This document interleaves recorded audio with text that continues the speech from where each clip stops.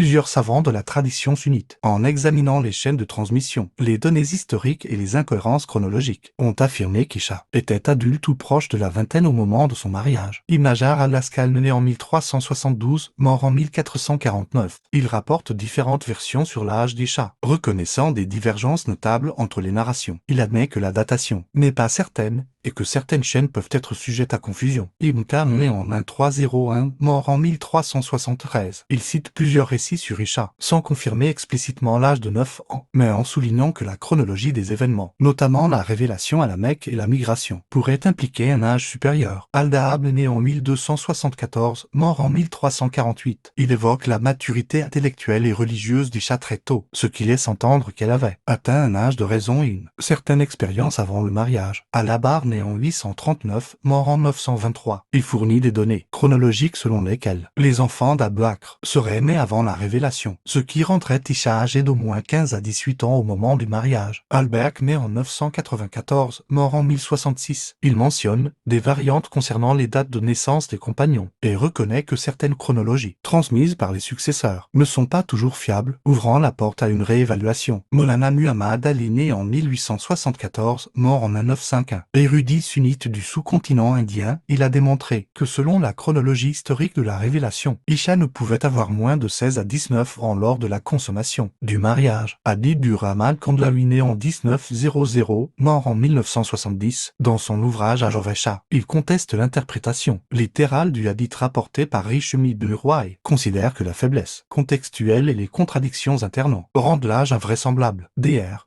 Muhammad Hamidullah, né en 1908, mort en 2002, historien et exégète reconnu. Il a expliqué que la confusion vient d'une transmission unique et isolée, et qu'Isha aurait plutôt été âgé d'environ 18 à 20 ans, compte tenu des repères biographiques des premières années de la révélation. Cheikh Muhammad al-Ghazali, né en 1917, mort en 1900. Dans ses analyses modernes, il insiste sur la nécessité de replacer les hadiths dans leur contexte historique et linguistique, soulignant que l'âge d'Isha a probablement été mal compris ou mal transmis. Dr Salah al-Khalidi, né en 1950, exégète contemporain. Il rejoint l'avis que la version classique du hadith d'âge ne peut pas être acceptée sans examen critique des chaînes et du contexte, rappelant que la science du hadith reconnaît l'erreur humaine dans la transmission. Ainsi, il apparaît que la croyance selon laquelle l'âge de Isha serait unanimement fixé selon une seule narration est historiquement infondée.